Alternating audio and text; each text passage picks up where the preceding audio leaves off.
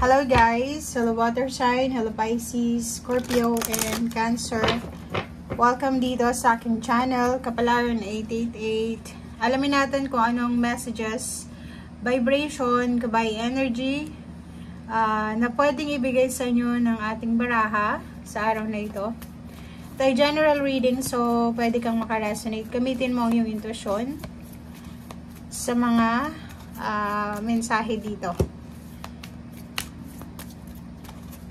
Oops, sorry. Okay. First two cards natin is number 12, number 25. Water sign, Pisces, Scorpio, and Cancer. Okay. And monk. Mongha. Nun. And orphan. Oh, bakit ganun? Okay, guys. Ang nakikita ko sir dito, spiritual and then financial. Meron ditong water sign, Pisces, Scorpio, and Cancer na posibleng may parating, may hinihintay sila eh. Kasi 2 plus 5, 7, waiting, nasa waiting period ka. It's either naghihintay ka na ng isang pribileyo, na like for example, ma-promote sa trabaho, tumas yung posisyon sa trabaho, makapag-open ng business, naghihintay ka ng high honor, high appreciation, rewards, awards, victory and success, parang gano'n sa araw na ito. Okay? Sa araw na ito, paki-comment sa comment section guys, if ever man mayroon sa inyo dito na water sign, Pisces, Scorpio, and Cancer na posible kayong mapanalunan nyo yung malaking halagang pera, mapaloto man yan, sugal, or sa kahit anong paraan, eto, kasi parang magiging sobrang yaman ka. And sinasabi sa'yo ng barahang ito na napaka-importante sa buhay mo ang madre, ang mungha, or pare, or simbahan, or yung mga tahanan ng mga batang, alam mo yon, na mga inabando na, parang ganun. So, paki-comment sa comment section if involved ka sa mga charity works. Like, kung makikita mo dito, tumutulong ka sa mga madre, sa simbahan, sa komunidad, sa kung saan ka man na may nangangailangan sa'yo, lalo na yung mga wala ng magulang, wala ng pamilya, or mga less fortunate na tao. So, comment down below.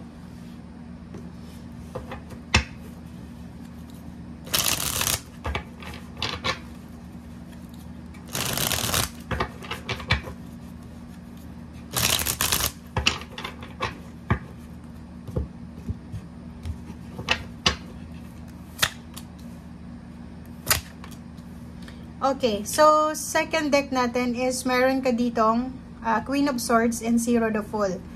May iba sa inyo dito na water sign, Pisces, Scorpio, and Cancer na ang focus nyo is yung magkaroon kayo ng pagbabago sa inyong buhay. Buhay emotional, financial, especially yung emotional nyo. Parang nakikita ko sir dito na papasok ka sa bagong mundo ng iyong emotional na buhay na parang sinasabi ng barahan na simula sa araw na ito, siguro nakapagsimula na ito last year or this 2024 na January, New Year, na yung focus mo is yung mabago yung takbo ng iyong emosyonal. Yung parang, ang nakikita ko sir dito, may iba sa inyo na like when, pag may mga oras kayo lang mag-isa, nagre-reminis, nagmumuni-muni, parang marami kayong nare-realize tungkol sa mga nagawa nyo from your past. Like, marami kang natulungan, marami kang pinakisamahan ng maganda, pero yung ibanilik nila sa'yo ay hindi maganda. So, ang realization mo ngayon is parang gusto mo na makapagsimula ng pagbabago sa iyong buhay. So, kung ang dati ay focus mo is yung ibang tao, every time na may blessings ka, gusto mo i-share sa ibang tao, gusto mong isama sila, especially family members, gusto mong isama sila sa success mo.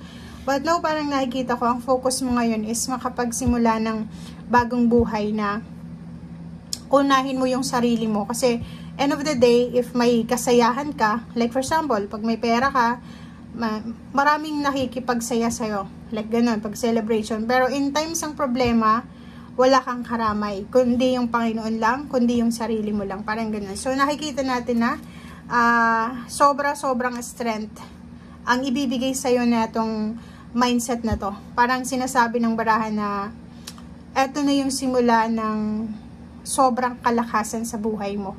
Kasi ngayon mo marirealize na minsan, kasi may mga blessings tayo, like for example, may mga biyaya na binibigay sa atin ng universe na para talaga yun sa atin, na hindi mo kailangan i-share sa ibang tao.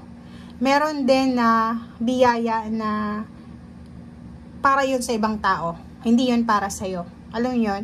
So, minsan, maging aware tayo. Like for example, once na naka-receive ka ng blessings, tapos, after mong maka-receive ng blessings, financial man siya, or emotional, i-share mo siya sa ibang tao, tapos bigla mong na-realize na in few days, nawala lahat ng blessings mo, parang gano'n. So, ibig sabihin, ang blessings na yun is para yun sa'yo. And, kung sa'yo lang yun, kung ikikip mo yun para sa'yo, para sa kaligayahan mo, para sa improvement mo, hindi yun mawawala kasi magmumultiply yun. May mga blessings din na dumarating sa buhay natin na, for example, i-share mo sa ibang tao, tapos biglang nag-multiply siya. So, ibig sabihin, ano yun yung blessings na yun is para i-share sa ibang tao. Dalawang klase yun kasi ng blessings, guys. Hindi yung, baka sabihin ng iba, pag hindi mo shinare, selfish ka. Pag shinare mo naman, mayabang ka. Ganun talaga yun. Kailangan natin na obserbahan. Kasi the more na hindi tayo natututo, like, wala tayong natututunan, bigay lang tayo ng bigay, tapos at the end of the day, tayo yung kawawa. Babalik at babalik ulit yung blessing sa'yo. Tapos, kung gagawin mo ulit yon, mangyayari ulit yon. So, kailangan natin dito ng, diba? Kung makikita mo dito, lahat ng ginawa mo ay ibinalik sa'yo ng hindi maganda.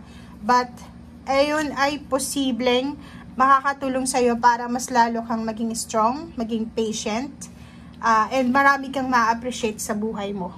Diba? So, kung makikita mo dito, sinasabi ng baraha sa'yo na if ever man nakaranas ka ng sobrang pang-alipusta from other, sobrang paghihirap, financial, or may mga masakit ka sa katawan, pero walang dumadamay sa'yo, end of the day, okay lang yun kasi ang sabi sa'yo ng universe, you are strong enough na gawin ko ano yung gusto mong gawin sa buhay mo, and etong mga taong ito na nandyan lang sila every time may happiness, nandyan lang sila kung may kailangan sa'yo or may pakinabang ka, tapos bigla silang magdi-disappear kung wala nang pakinabang sa'yo, okay lang yun. Kasi nandito ka sa strength card na sinasabi na the sun, ang liwanag, ang positivity, ay nasa iyo pa rin.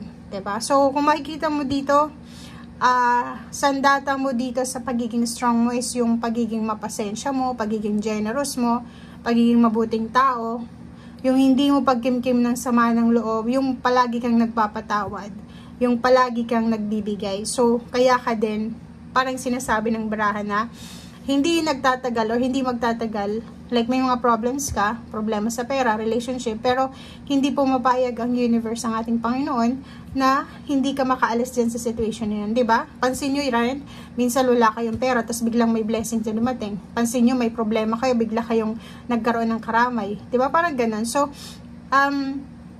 if ever may nandito kayo sa sitwasyon na ito, may problema sa health, may problema sa pera, may problema sa relationship, pasensya kailangan, have faith, kasi nandito yung nun, pray, okay, and wag tayong matakot na maging generous ulit, kasi hindi naman lahat ng tao ay pare-pareho yung ugali, okay, and if may pagkakataon ka, start over kung saan ka nadapa, doon ka dapat magsimula, kung saan ka bumagsak, doon ka dapat magsimula. And once na nagsimula ka, wala kang dapat nadadalhing mga bagahe dyan. Okay? So, if ever magsisimula ka dito sa Zero the Fool, wag mong dadalhin yung mga bagahe mo from your past. Kailangan yung new beginnings mo is grateful heart, happy heart, positive heart, and punong-puno ka ng pagmamahal sa iyong puso.